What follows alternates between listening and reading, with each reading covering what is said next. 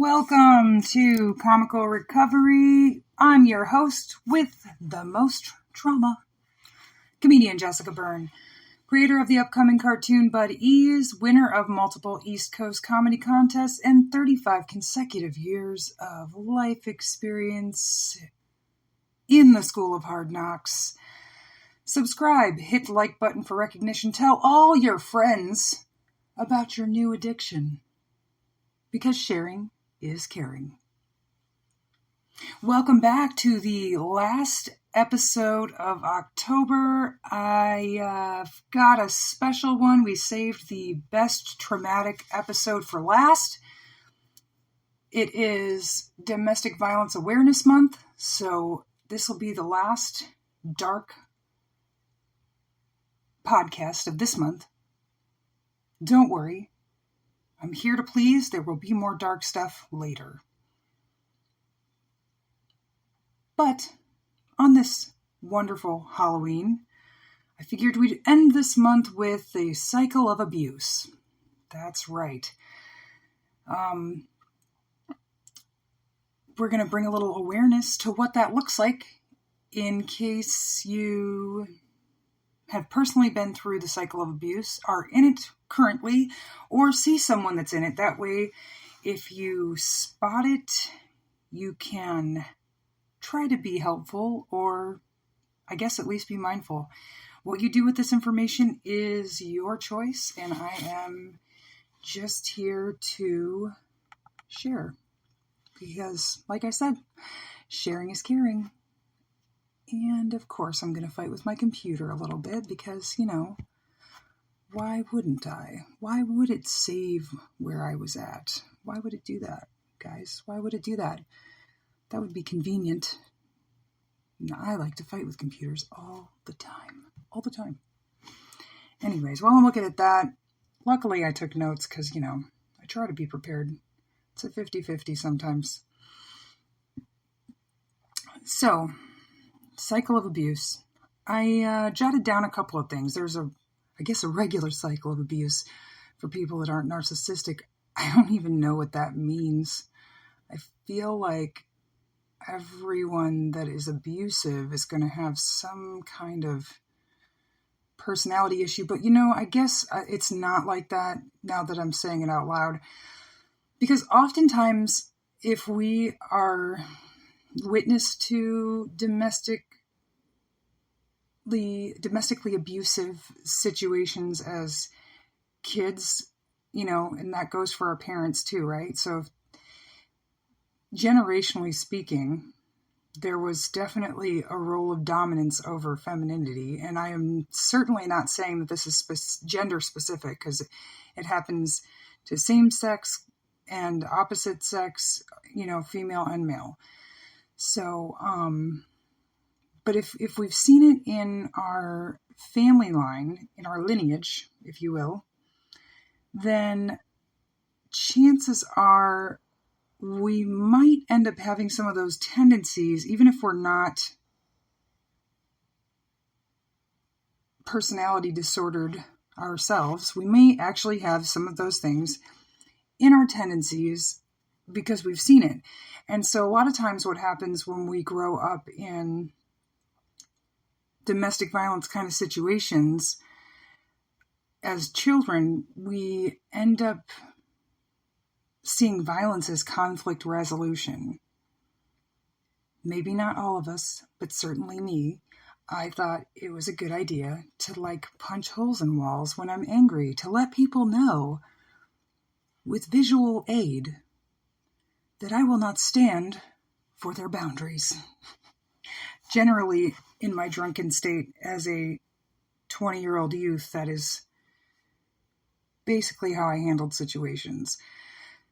So, I did say I learned from the School of Hard Knocks. That's what I mean, is I am a generational ass, and I am doing the best I can to not behave that way as often as possible. Occasionally, the ratchet side of me still wants to rear its fancy little tushy. It's not that fancy. So we try to nip it in the bud. So the first portion of the cycle of abuse is excuses, explaining problems away. And, like I said, this could be stuff that's learned. So if you want to change your behavior, the first step in changing your behavior is awareness. So, not taking ownership over your actions and making excuses and explaining away the problem is actually a part of the abusive cycle. Then the second part of the abusive cycle is the honeymoon phase, which everything seems good and great. And then we go into routine. So like everybody's doing their part, whatever the rules are, right? And then there's tension that is starting to build. And then all of a sudden there's a trigger that sets the abuser off, and then abuse occurs. And that can look like a lot of different things. And we touched base on the power and control wheel. So if you go back to that episode, that will give you a ton of examples of what abuse looks like. Because maybe you're not really clear on what that is. So I suggest definitely going back to that episode to see if any of those things are happening. And if you don't want to listen to the episode, you can Google the Wheel of Power and Control. So whatever tickles your fancy, if you want to listen to my gorgeous voice, go ahead and hit up that Power and Control episode on my podcast. And in the meantime, we're going to move forward. So I wanted to touch base on what narcissistic abuse looks like, because these are a little more detailed. And then I'll go into explaining, the details of the cycle of abuse. Oh, you know what? Why are we going to jump back and forth? That's just typical me. Let me just go right into it. So honeymoon phase. Let me try to be orderly for you folks today. You're welcome, because this is a big step for me. So the abuse cycle with details. I've got a little note for me. It's not in order because there's nothing orderly about me except for today. The stars must be aligned. The honeymoon phase looks like affection, adoration, gift giving, being helpful, and compliments. Then as they go into the tension stage, there's moodiness, nitpicky, criticisms, threats, gaslighting, and mind games. And on here it says explosion. So that would be the abuse, or trigger would be more of the abuse actually. And in the chart that I found, it says physical, sexual, emotional abuse. There's, like I said, if you go to the Wheel of Power and Control, there's a few more than that. I think like 8 total. So I definitely recommend checking that out. And then we go into the remorse, which is really kind of sitting in the same spot as the excuses. Because remember, this is a cycle. It's a little circle. So remorse looks like guilt, apologies, promises, justifying, and excuses. So to simplify it, we got adoration, control and abuse, rage, and the calm cycle. Now, what does that look like for narcissists, sociopaths, or psychopaths? Well, I have the answer for you, my friends. The first basic stage would be love bombing. Now, with a personality disorder, it's not going to just be love bombing. It's going to be love bombing followed by devaluation. So what that looks like is intense praise followed by verbal abuse. And this stage is really, really subtle. It is something so simple as, oh, you're going to wear that? No, that looks okay. but it's the way they say it, and generally a lot of times it's like a machine gun of tiny little, really nitpicking kind of stuff, to poke at your self-esteem little by little. And then before you know it, you've had like 20 pokes and you're feeling kind of crappy in that moment or at the end of the day. And certainly with time, And then gaslighting, which we touched base on a little bit, is disbelieving reality and losing grasp on reality. So that's when they distort the actual event that happens. They say, no, that didn't happen that way. You're not remembering that correctly. Just things like that. And then, in my experience, it's like pressing their illusion on you. They like repeat the scenario over and over and over again until you're almost beaten into submission and you're like, okay, all right, yeah, that's what happened. Okay, I give up. I'm not going to fight about this anymore. At least that's from, in my experience. I'm like, I am over fighting. I'm a lover, not a fighter. I don't care. You win, In recovery, we have this saying, it's, would you rather be right or would you rather be happy? And let me tell you, when you're in a narcissistic abuse situation, you can't be right or happy. They will not like either of those things. So the third thing that narcissistic abuse kind of has entangled in it is intentionally sabotaging your relationships and friendships around you. And that even means so far as family. And that is with the intent of isolating you. Because once you don't trust your circle, you actually no longer have support. And you generally, in these circumstances, when you first meet this toxic person, you're like, oh, they're the best because they're love bombing you. So you like tell your friends about all these awesome things. And then eventually when the bad stuff starts happening, they're like, well, I thought he was the best, yada, yada, yada, etc. And then you're not really getting support anyway. So it's so much easier to become disconnected from what once was a very strong support system. Then we've got the fourth thing on the list, which is making you the enemy or the bad guy for feeling your feelings and reacting in what usually is a way to stand up for yourself and set boundaries. Because if they're a toxic person, they will not allow boundaries and they will definitely make you feel bad for it. So if you're in a situation where that's happening and you can leave sooner rather than later. If you've got those signs right away, what I do is I write that down. I write it in my journal and my planner, and I circle and I, make note of different things that happen because I want to keep track of what I'm going through. Because if there's consistency in bad behavior, then there's a good possibility I'm in a toxic situation. If there's occasional bad behavior, like I said before, some of us have grown up in toxic situations and we just carry along those behaviors until we learn better behaviors. There's just tons of bad behavior that was passed down generation to generation.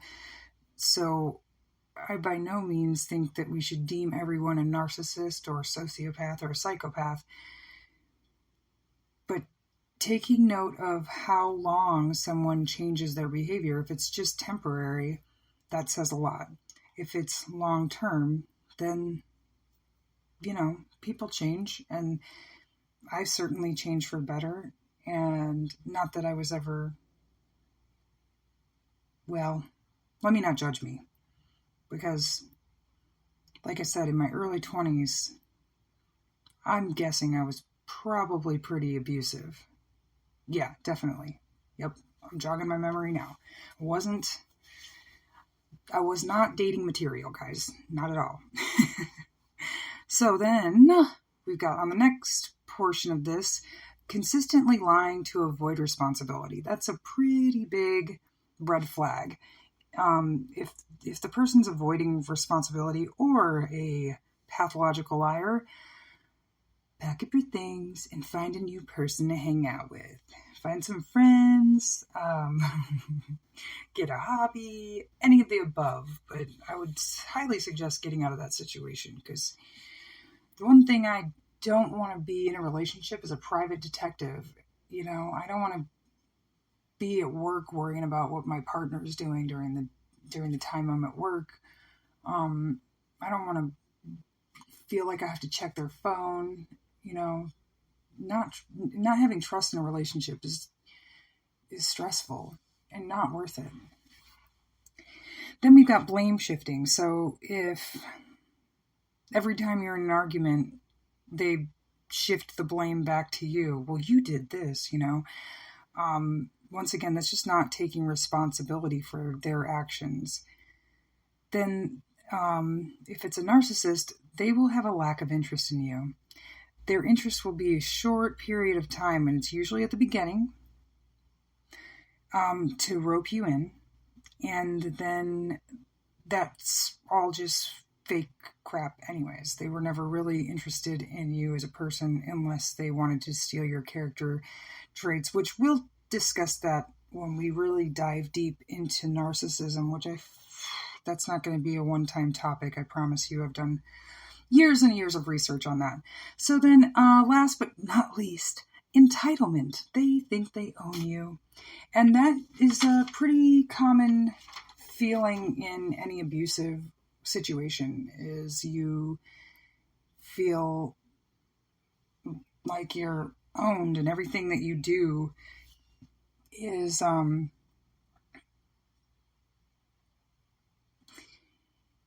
actually the decision of someone else. So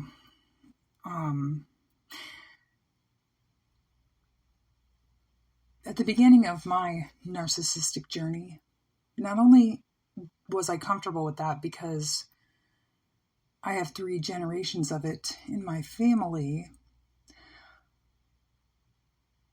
but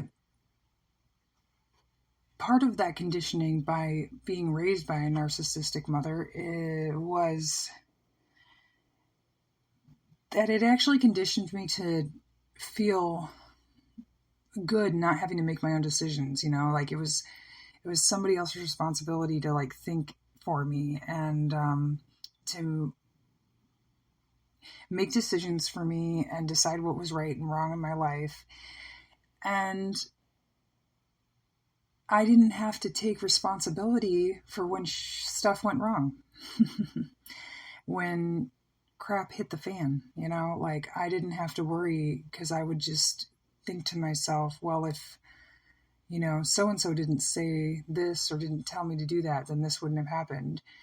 And it's scary when you go on the new path to make your own decisions, because you're responsible for the outcome. You made the decisions. But it's not that scary, because mistakes pave the way to successes. So I highly encourage making your own decisions. So that being said, what the narcissistic abuse cycle looks like is basically the same as the cycle of abuse for anything else, but maybe slightly different. So it's an idealization, love bombing, conditional love, attention and interest, and then and that's all right up front in your face at first, for sure. Then there's a devaluing, which is withdrawing, idealization of others, which is a term called triangulation, criticisms, insults, rage, guilt, blaming, drama, gaslighting, mirroring, playing the victim, smear campaign, super fun stuff that we will touch base on in a later day. But what happens is you get idolized at first. I think this is basically any abusive situation. You get all these compliments and conditional love, like, oh, you've done that, then I'm going to give you love for it. If you haven't done what I wanted you to do and dance to the dance I want you to do, then I'm not going to give you affection. And that's where that devaluing is. So it's like this back and forth. You feel like a puppet on strings.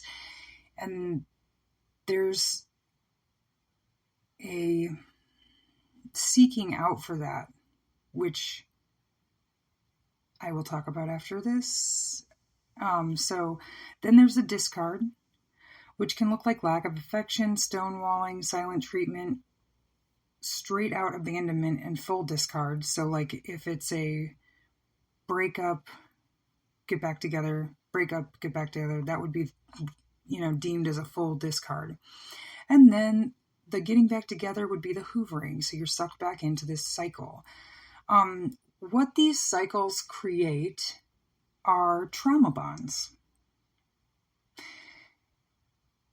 And this is the reason we're talking about the cycle of abuse. A lot of times, as people on the outside, if you've never been in the situation, you can say things to the victim that makes them feel ashamed and keeps them in the cycle of abuse. Not to say that you're to blame, but the way that we hear things as victims is distorted, It's just distorted. We're in victim mode. I don't know how else to explain that. And then there's this trauma bond that's happening. So we feel rejected by the people that used to support us. And then we go and seek validation and love from the person that's abusing us. And it really resembles a gambling addiction. So there is this impulse control disorder that's happening. And it's connected to the reward system functions in the brain. When we get the love and affection, validation, whatever that we're seeking, there's 10 times more dopamine released in the brain. And even that anticipation releases some things in the reward system. There's a term called breadcrumbing, and that's where there's a little bit of conditional love or attention and interest in these phases that is breadcrumbs of affection and validation that keep victims strung along. So there's a lot of chemicals being released throughout the entire process of the abusive relationship. And so now it's time for solutions, right? How do we help ourselves or our friends get out of these situations and be supportive, knowing that all this stuff is going on? Well, I'm glad you asked. So, a couple of things. First of all, just listening, not judging, and asking the person that is victimized, how can I be helpful? Instead of saying things like, you're so smart, I don't know why you stay. You're so beautiful, I don't know why you stay, or whatever it is, you should just leave. Like, those things are not helpful. Generally, most times there's a financial situation strung along, maybe a child that's involved, there's a lot of times, more often than not, there's something else attached to it. But even if there isn't, there's the trauma bond. So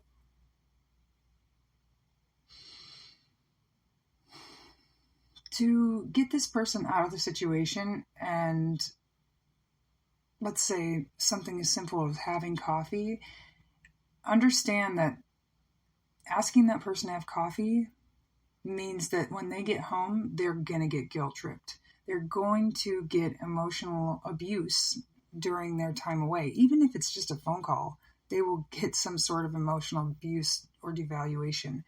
So it's a really tricky situation, but encouragement is key.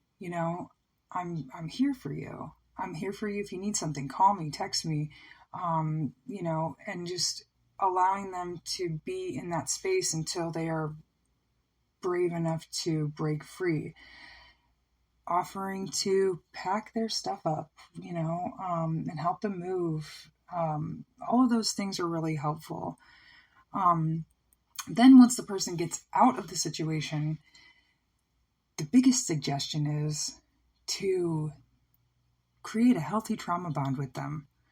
What does that mean, Jessica? I know, mind-blowing, right? Mind-blowing. I'm not, by the way. It's not me. It's out of a book I read. It's called Psychopath Free. They also have a website. I highly recommend checking out the forum and buying the book because it's amazing. If you can't buy it, apparently it's on audiobook, and I have suggested it to a personal friend of mine. That's the way she went out to get the information. And that seems like a pretty safe bet also. Because you don't want stuff like that lying around when you're in an abusive situation. It's showing your abuser that you are trying to find a way out and you're becoming aware of their personality. And telling or talking to an abusive person is actually just like handing them bullets in a gun, because they're going to use that stuff against you and to keep you roped in longer. So they might extend their love bombing and the honeymoon phases and stuff like that. So it's really important to be mindful of the information that you share with this abusive person. But when you're out and you're free, you and your friends that you trust should go do some scary stuff, whatever that looks like. It could be an amusement park. It could be improv. It could be going to the zoo. I don't know what scares you. It could be hanging out with spiders or touching a snake. I don't know. Let's try not getting into another abusive relationship. That is not suggested. But doing something scary with somebody that you trust is actually a way to get those endorphins in your brain, because there's a withdrawal. There's a serious and actual withdrawal that goes on in your brain. So to supplement that in a way that is healthy will help break free completely and not end up going back. Most of the time, in order to leave an abusive situation, it's said that it takes about 7 times to leave and be gone completely. So it's good to have a plan and have people you trust. Even if it's one person, that's all you need. One person that you can trust that will help you and support you emotionally, mentally, as you break this vicious cycle and set yourself free. It's going to be scary, but totally worth it. I promise. I have been through it, and it's pretty awesome on the other side, I have to say. So that is our episode for the end of October, and I promise that the next 2 months will be a little lighter on the topic range, but I wanted to be sure that I gave you guys some information. Like I said, it is Domestic Violence Awareness Month. I think there's like 5 other things that are on the awareness in this month, but that one's pretty important to me. So I wanted to share my experience, strength, and hope with you. I hope everyone is having a beautiful day and fun things are happening. And hey, if you're looking for something that's going to give you a bit of an adrenaline rush, check out a haunted house somewhere. Sounds like a good idea to me. And I get scared real easy because I have trauma. So when you're in a safe place, it can be a fun time. But if you have trauma where you want to punch someone in the face, don't go to a haunted house. Don't hurt anybody that's just trying to have a good time. All right, guys, I love you all. I hope that this was helpful. If you have any questions or comments, feel free to leave a message below. I will be happy to do some more research and continue being as helpful as possible. Remember, recovery comes in layers, and laughter is the best medicine. Thank you for listening, sharing, subscribing, and passing me around like your favorite doobie. I'll see you next time for more comical recovery with your friend and host, comedian Jessica Byrne.